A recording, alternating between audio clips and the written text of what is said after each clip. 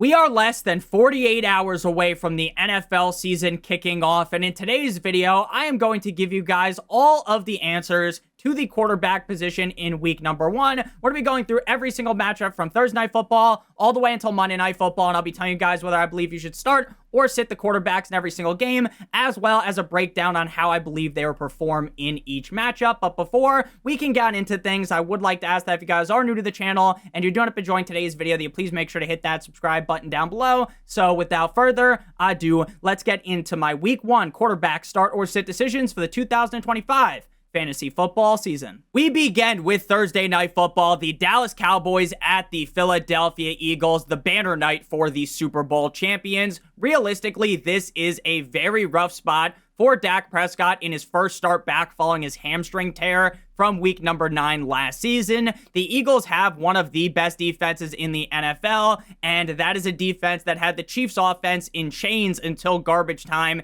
in the Super Bowl all those months ago. The Cowboys defense is going to get railed in this game, so that will lead to the Cowboys having to throw the ball a ton, which could lead to Dak Prescott backdooring himself into a top 12 finish in garbage time. Ultimately, though, this is a tough matchup. I am scared of the Eagles defense. This game is in Philadelphia. It's not in Jerry's world. To me, he is a lower end fringe start, quarterback 16 through 18 range. Jalen Hurts, I feel the exact opposite as I feel about Dak. Well, technically, Dak isn't a bottom of the barrel play potentially, like in general, right? He's not ranked as my quarterback 30 or something on the week. He's quarterback 16 through 18, that kind of range, but I feel incredible about Jalen Hurts. This dude has been a very safe bet in fantasy drafts since 2021, with 4 straight seasons as a top 6 point per game finisher at the quarterback position. He played in just 1 game last year up against the Cowboys in week number 10, where he slapped them silly, like what Alex Pereira did to Khalil Roundtree as the quarterback number 3 with 30.7 fantasy points with a high projected point total. We should see fireworks out of Jalen Hurts and this Eagles offense in this spot as a top 3 quarterback up against a defense that is worse than last season, losing Micah Parsons, and last year they allowed the highest amount of points to quarterbacks, so I feel very nice about Mr. Jalen Hurts here, not so much about Dak Prescott. Moving now to Friday in Brazil, the Kansas City Chiefs at the Los Angeles Chargers. Hopefully the turf here, the field here, is a lot better than what we saw last season where Jordan Love ended up getting hurt. Patrick Mahomes was definitely not good last season in fantasy. I get he wasn't a complete and utter disaster that completely imploded your fantasy team if you drafted him. He was not that bad, but he was far from the guy that he was in 2018 through 2022, where he was on top of the world in fantasy. I do think Patrick Mahomes has a chip on his shoulder, and he is going to look to put up some huge numbers in week 1 after getting elbow dropped repeatedly in the Super Bowl back in February. Both games up against the Chargers last year, he was relatively meh. 14 points in week 4, 14.1 in week 14. I was a very big proponent in fading Patrick Mahomes in fantasy football drafts this summer at price. I thought the price was too damn high, but if you ended up drafting him, you are clearly going to play him. You got to kind of sleep in the bed you made. Low-end quarterback 1 for me on the week. Justin Herbert, the pervert, struggled in both matchups last season against the Chiefs. Quarterback 23 in week 4, quarterback 19 in week 14. Fewer than 14 points in both games. The Chiefs defense ranked 21st in points allowed to the quarterback position last season, and I expect them to have a solid defense again. Herbert probably won't get completely eviscerated in this game to where he scores like 9 fantasy points. So on the off chance that you have to play him in this matchup, there are definitely worse options, like he's not buried in the quarterback rankings.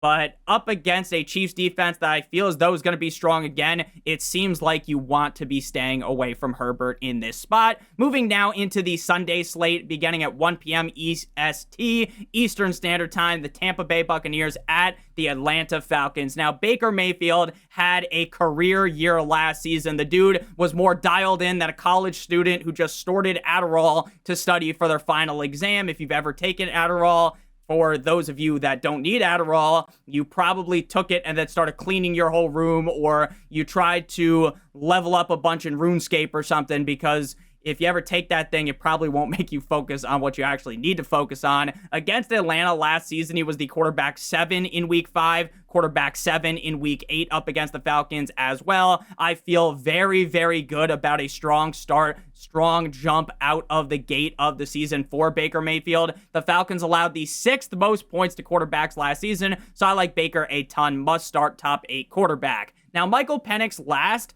game of the season was his best game out of the 3 that he started. Week 18 versus the Panthers, he was the QB7 on the week, dropping 26 fantasy points on their head top. I like Penix, and I am very excited about the Falcons offense as a whole this season, and I like the potential high-scoring nature of this game, but, and this is a big but, shout out to Lena Paul, it is far from a guarantee that even in the best case scenario where the Falcons play very well, that Penix even puts up a start-worthy performance. Bijan could score multiple touchdowns in this spot. So since we haven't seen much of him, and since he likely probably wasn't drafted if you're in like a 10 or 12 team league, I definitely would not look to get cute and start him, even though I do like this game as being one of the potential higher scoring games of the week. Next up, we move to the Cincinnati Bengals at the Cleveland Browns. Now, Joe Burrow and the Bengals are notorious slow starters. Joe Burrow is 1-4 in week number 1 in his career in 2014 and 2023 in his first game of the season. Both years, last year and the year prior, he didn't throw a single fucking touchdown. This year, the team elected to play Joe Burrow and the starting offense in preseason, meaning that hopefully this slow start will be negated by the fact that they were playing in preseason. In the back of my mind, I am deeply nervous because I understand that this is a narrative, that it's not just a 1 year, 2 year sample size. No, the motherfucker is 1-4 and didn't throw a single touchdown in back-to-back season debuts with the Bengals. But ultimately, you didn't draft Joe Burrow as a top 5 quarterback to be a pussy and sit him up against one of the worst, if not the worst teams in the NFL when the Bengals are 5.5-point favorites. My expectation is a huge showing out of Joe Burrow and friends, laying the pipe down as a top 5 quarterback. Now, Joe Flacco went nuclear in 2023 on the Cleveland Browns, putting up top 10 showings in 5 of 6 games. In Indy last year, it was much more of an up and down season for Cool Joe. This matchup could be fruitful up against a defense that probably couldn't even stop the Little Giants. But with Flacco being 40 behind a below average, to say the least, offensive line, Trey Hendrickson may eat this dude up. Pause. Clear sit for me. Moving to my favorite game of the week, the Miami Dolphins at the Indianapolis Colts. Why is that? That is because I am a Miami Dolphins fan. Now, this game is close to a pick'em at this point, with the Fins as 1-point dogs in Indy. A middle pack game in terms of the highest over-unders on the week. Now, Tua at his best can have the Colts defense bent over a table calling him daddy. And this feels like a good spot for him to do so up against a defense that allowed the 9th most amount of points to quarterbacks last season. A-Chain is seemingly healthy. Tyreek and Waddle should be good to go. The O-line is definitely a question. As a Dolphins fan, I assume the offensive line will probably be dick cheese, but ultimately I think the offense is going to come out looking sharp.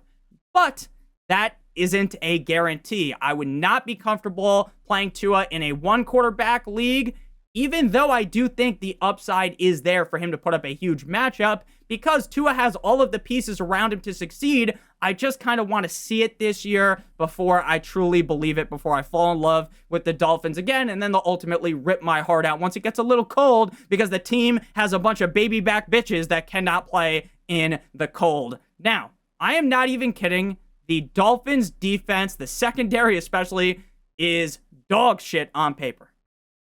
Terrible. But if Daniel Jones in this game carves us up Jeffrey Dahmer style, I don't know how I'm going to come back on here next week and act excited for the week 2 game up against the Patriots. I actually think Daniel Jones will be okay this week. The Dolphins were actually really good at stopping quarterbacks last year for fantasy football, unless, of course, it was like Josh Allen or one of the better quarterbacks in the NFL. But it is week 1, so even if you kind of like the matchup, Why the fuck would you be starting Daniel Jones? There's no teams on bye. No one is injured. You're not playing Daniel Jones in week number 1. And frankly, Daniel Jones is Daniel Jones. I wouldn't be shocked if in this game, the guy fumbled multiple times and threw the ball directly to Minkah Fitzpatrick 3 times as well, right? The guy just is not trustworthy at all. Next up, we move to game number 6, the Las Vegas Raiders at the New England Patriots. But before we talk about this game some more, I would like to give you guys a quick word for our friends, our partner over at Underdog. If you're brand new to Underdog and sign up using the link in the video description, you will get a free pick plus a first-time deposit offer of up to $1,000 in bonus funds, as well as if you deposit $10, you play your $5, you will also get $50 in bonus funds using promo code Notorious or by clicking on the link in the video description if you are a new customer. How Underdog Pick'em works is very simple.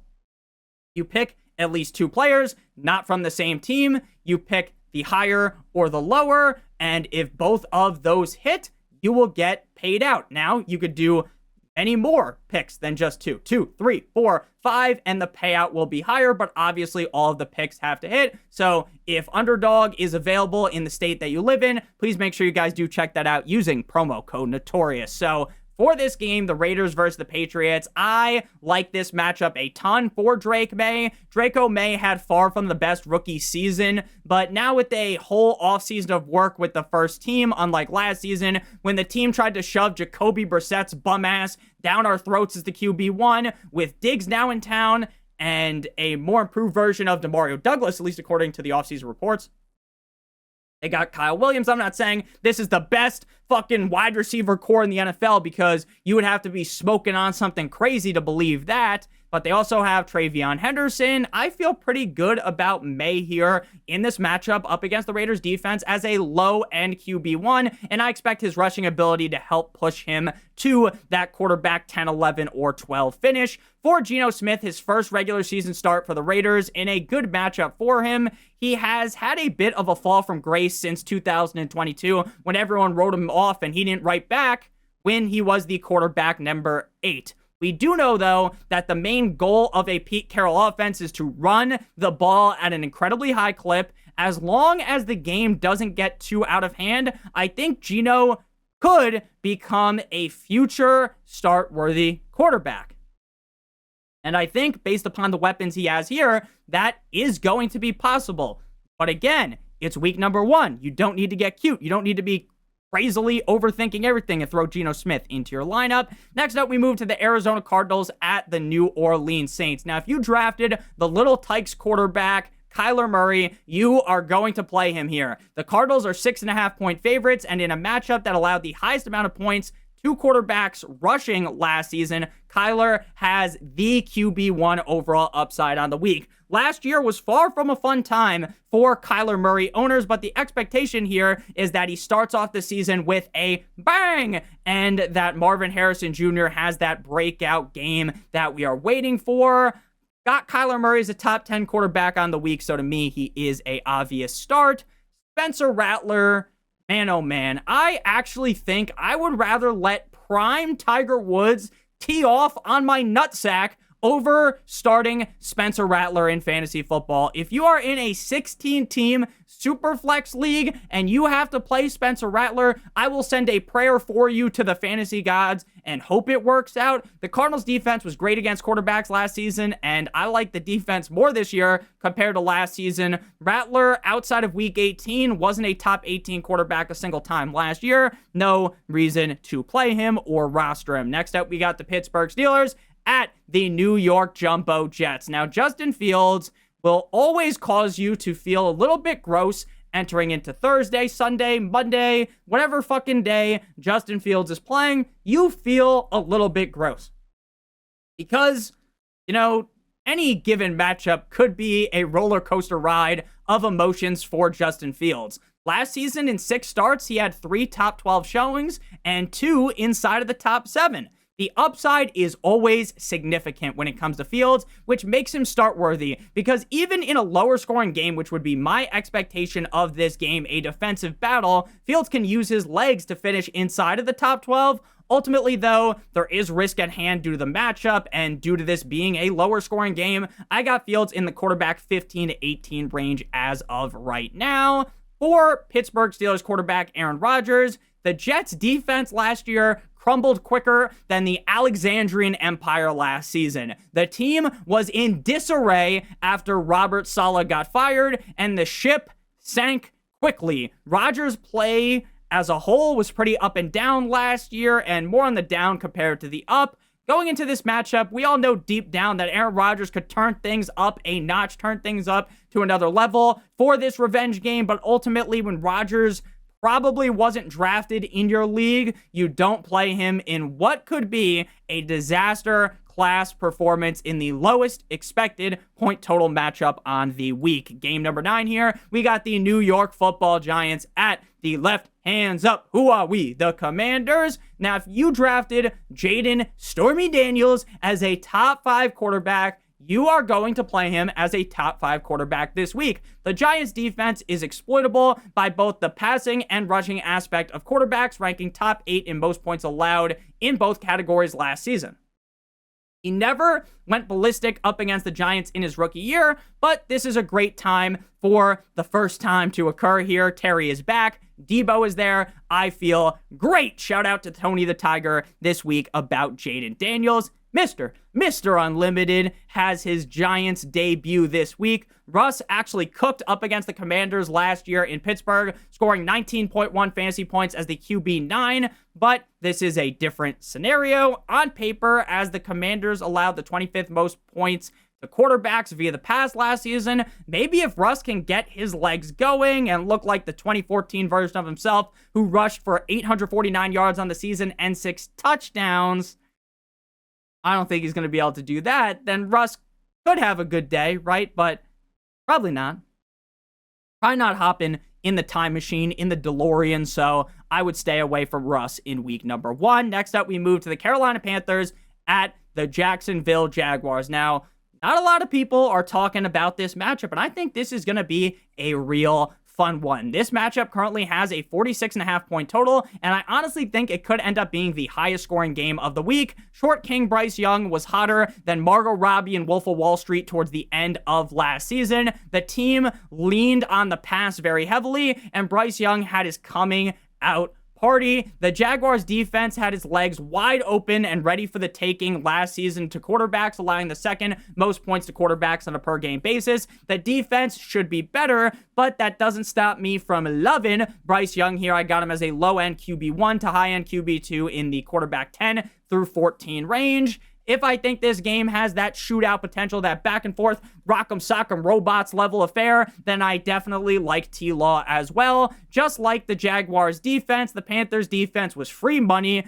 up against opposing quarterbacks, allowing the 3rd most points on a per game basis last season. BTJ and Travis Hunter should prove to be great for this offense, and with Liam Cohen in town, I expect Trevor Lawrence to shake off that bust narrative and play a lot better. Just like Bryce, I got him in the quarterback 10 to 14 range. I think personally, I feel a little bit safer playing Trevor Lawrence, but if you had both of them, I probably would lean with Bryce Young. Moving now to the 4 p.m. slate on Sunday, the Les Titans, the Tennessee Titans at the Denver Broncos. For Bo Nix, I think the Titans are a relatively underrated defense that was heavily let down by the fact that the offense was completely limp dick last season, but this is a pretty big mismatch. Bo Nix finished last year on a high note, and I think he rides that heat going into this matchup. He was a consensus top 8 quarterback in fantasy drafts, and I expect him to play well in his first start of the season.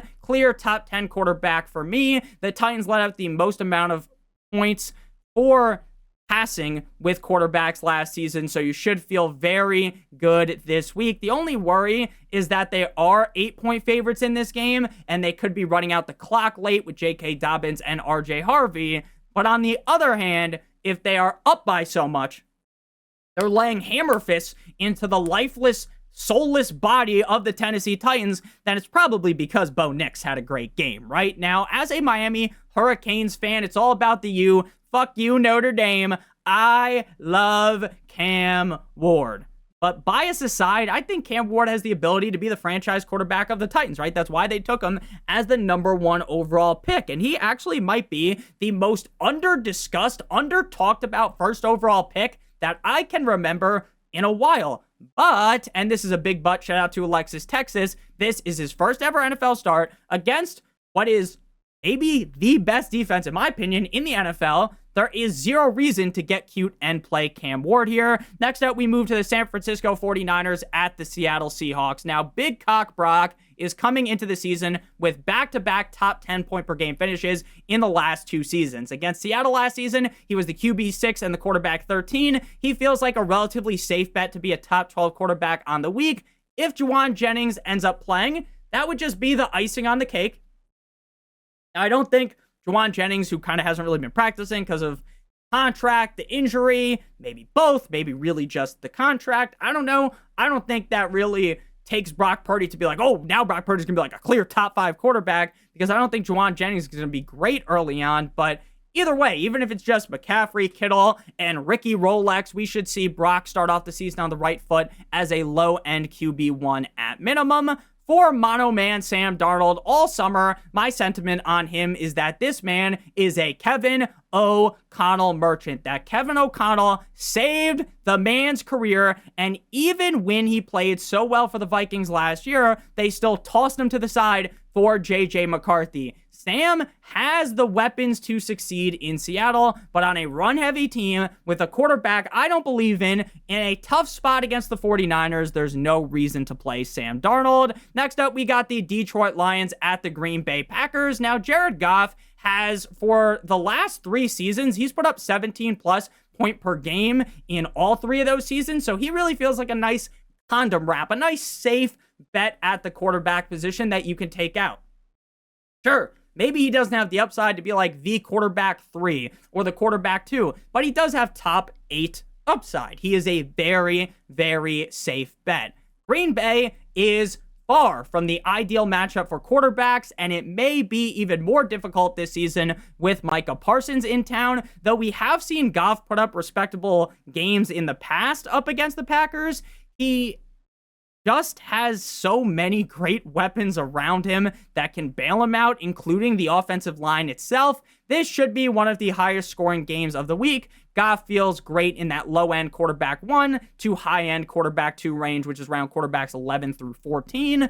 I would put Jordan Love in the exact same range as Jared Goff. If I had both guys, I would lean with Goff just because it feels a little bit more safe than with Jordan. Love me tender, love me sweet. Both matchups last year, Love fell outside the top 6 quarterbacks, but he was dealing with that sprained MCL, and then he came back a little bit quickly from that. Didn't necessarily look his best. Then he got the groin injury towards the middle of the season, so with him more healthy, I think the upside of this game being high scoring puts him in that quarterback to 11 range, though I definitely would rather play Goff compared to Jordan Love if I had both. Next up, we move to game number 14, the final game before Sunday night and Monday Night Football. The Houston Texans at the Los Angeles Rams. If you guys haven't enjoyed thus far, make sure you guys uppercut that subscribe button like it owes you some money.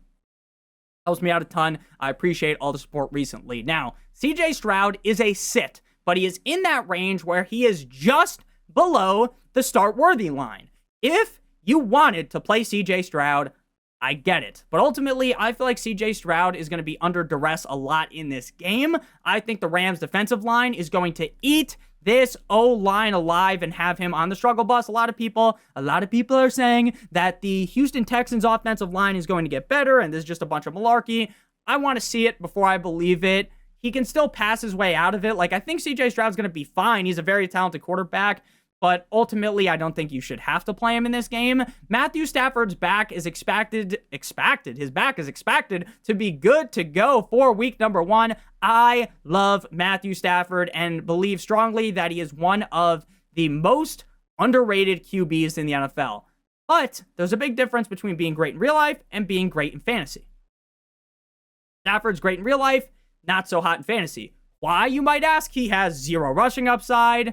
2 of the last 3 seasons, he's finished outside the top 25 in points per game. 2023 was the QB 14. Obviously, his big upside weekly because he's a really good quarterback, but with him probably not being at 100%, there's really no need to play him. Next up, we move to, cause you waited all day for Sunday night, the Baltimore Ravens at the Buffalo Bills, the highest projected total on the week is this spot in Buffalo, 3 points higher than the second highest point total, which is the Cowboys at the Eagles on Thursday Night Football. If you have Lamar or Josh, you already know you were going to start them, but I will give them a bit of the gawk 9,000 special here because I think they're both in smash spots. Lamar scored 23.6 points in their first matchup back in week 4 and 19.1 in the AFC divisional round last season, which could have been higher if Mark Andrews didn't drop the game tying 2-point conversion. Lamar was the quarterback 1 in points per game last season. The dude is a monster. Shout out to Frankenstein. Must start top 2 quarterback on the week. I don't give a fuck about the matchup. You're always going to play him. Same thing is the case with Josh Allen, who played like Stevie Wonder against the Ravens back in week number 4 as the quarterback number 29 last season. He locked in, though, during their playoff win, scoring 19.1 fantasy points. I expect this game to go a lot more like the playoff matchup. And what I mean by that is be a closer game. You guys remember that game where they played earlier on in the season? It was straight up belt to ass. It wasn't even remotely close. Lamar Jackson and friends were running away with the game, and Josh Allen had 0 answers to that equation. So I think the game will be a lot more exciting. You drafted Josh to start him, so you're obviously going to play him in the highest projected point total of the week. At home, must start top 2 quarterback. Final game here on the docket Monday night, the cold like Minnesota Vikings at the Chi-Town Bears. When we talked about Sam Darnold, I discussed how Sam Darnold was a Kevin O'Connell merchant, and I don't think he's very good. I also don't think J.J. McCarthy is really that good, but he can be for fantasy because of Kevin O'Connell. First ever NFL regular season start after tearing his meniscus in the preseason last year. All the pieces are in peace. All the pieces are in place of the puzzle here for J.J. to succeed.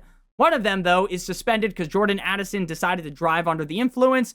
This is the classic example of it's week 1, you don't get cute.